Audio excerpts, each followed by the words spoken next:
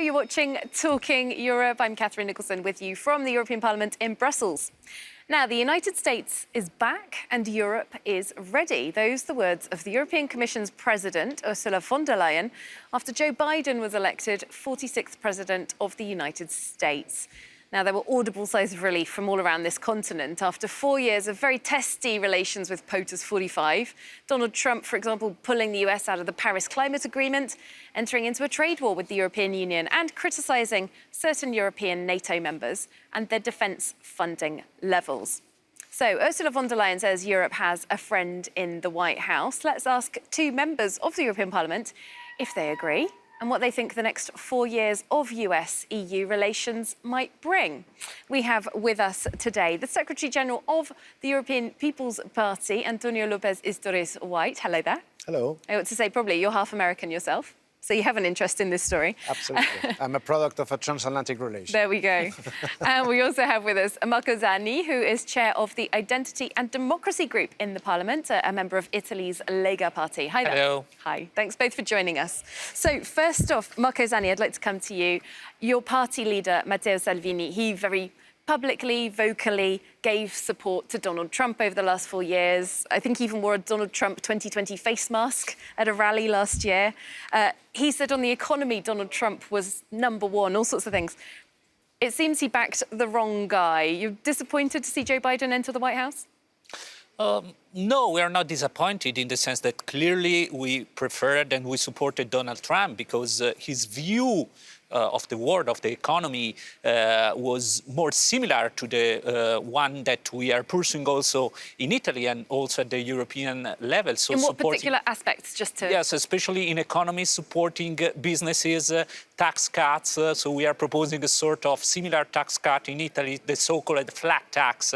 So that was an approach that is very similar to us. And also on foreign policy, we were closer to what the Trump administration was trying to pursue. So a different approach in the intervention, military intervention abroad, clearly opposition and confrontation to China and to the threats that China is putting to the North Atlantic Alliance. So we had a preference for Donald Trump, but we are ready now to work with the new US administration, because I think that independently from the administration, there are some issues that are inherent in the US people, in the US administration, whatever the party that is ruling. So, for example, I think that on foreign policy and partially on economy, the Biden administration will go forward with the same approach that was also pursued by the Obama administration. For example, on trade and on trade relationship with Europe. OK, well, let's get Antonio López Istúriz White take on this. No more Trump, no more America first slogans. What do you expect from Joe Biden? Reality is European leaders, politicians, that they have an expectation to arrive to government or they are in government. No one is going to go against, once a American president is in power. They're not going to go against him. That is the cruel reality. We need each other. The European Union needs the United States, and the United States needs the European Union. Together, we are the two largest democracies in the world. And we need to act together. We faced through some difficult times with Donald Trump. It was clear in his public statements he was not a friend of the European Union. OK, that's it. It was 4 difficult years, but now it's not about rebuilding, it's maintaining this fundamental transatlantic relation. In trade, it is absolutely necessary. In security, in the fight against terrorism, also in the defense of democracy around the world, we need each other. Whoever is president of the United States, I have had many trips to Washington, and I have many good friends in the Hill, congressmen, senators, both Democrats and Republicans. The transatlantic relation is not over tweets. It's not done over tweets. It's a relation of values and principles that unites the United States and the European Union. Well, you've both mentioned trade and the economy, so I'd like to pick up on that point. Just a reminder for our viewers, there has been somewhat of a trade war. Donald Trump saying that the EU was very unfair to the United States on trade. Marco Zanni, you praised Donald Trump for his approach to the economy, but arguably this trade war was damaging to European businesses. There were extra tariffs put on the exports of wines, for example, very important to your country, Italy, and to France as well. Olives from Spain. Donald Trump, not necessarily good for European businesses. I agree that sanctions and duties that were pursued by the Trump administration are threatening some European production. You mentioned Italian wine, Spanish olives, and other products at the European Union level. But again, that's not Donald Trump, that's US. You know, it was the Obama administration, firstly, looking into the huge trade surplus, external surplus of the European Union. It was the Trump administration going on with that. And I think, I think that it will show this very, very quickly. Also, the Biden administration will take a look to the huge external surplus of the European Union that is damaging US and US production. So I think that we have to cooperate better on this independently from the administration. In fact, President Biden issued a lot of orders at the beginning of his term, but trade sanctions that were posed by Mr. Trump are still in place, and I don't think that he will scrap it very soon. Trade is the test point for the new administration. Why?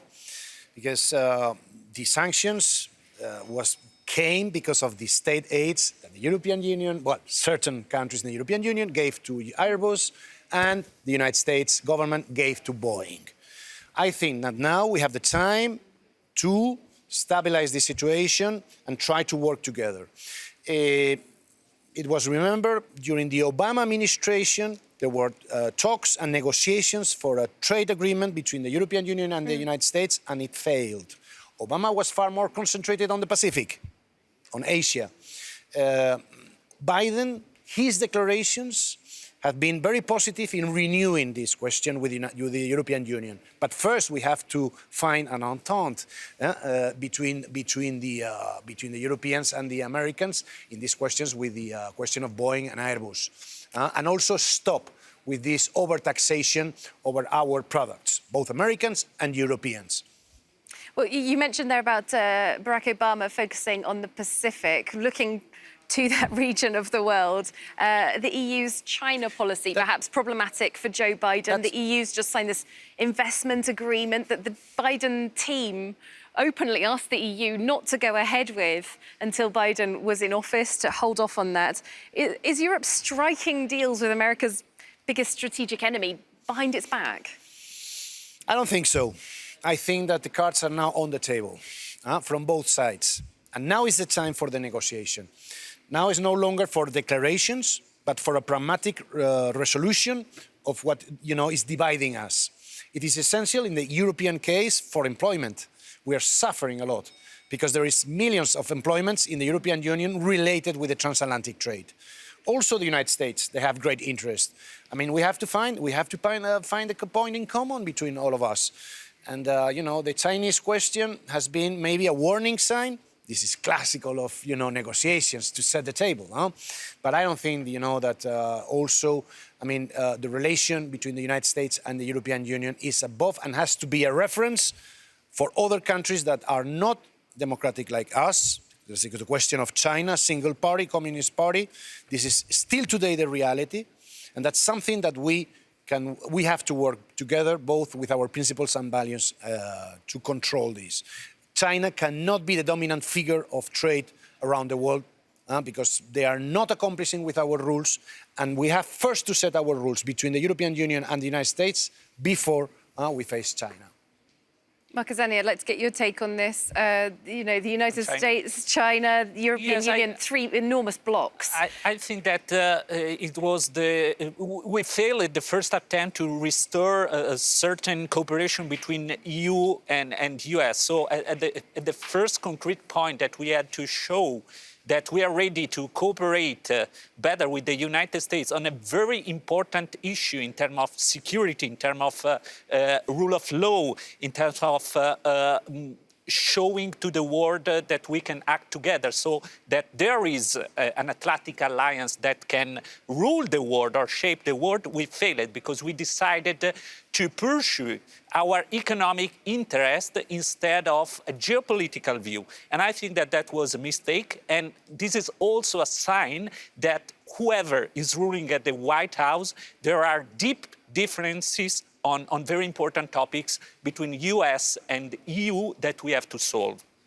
And well, one area where there was an enormous difference, there was great anger in Europe when the United States came out of the Paris Climate Agreement. Donald Trump pulled the US out of that. We've just got a little bit of time to talk about that. Joe Biden coming back to the Paris Agreement. What materially does this change? Well, that's good news. The European Union was alone in this fight against climate change, with countries, dictatorships and authoritarian regimes not accomplishing with anything.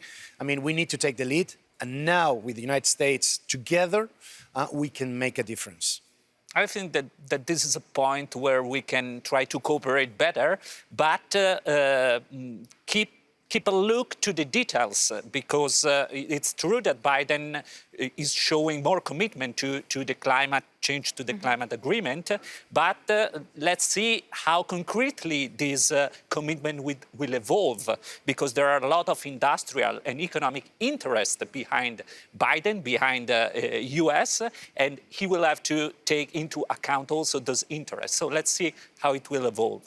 All right, thank you both very much for taking part in the discussion. Marco Zanni, Antonio Lopez-Isturiz-White. Thanks for your time. Thank you very much again. Thanks to you as well for joining us, and I hope to see you soon here on Talking Europe.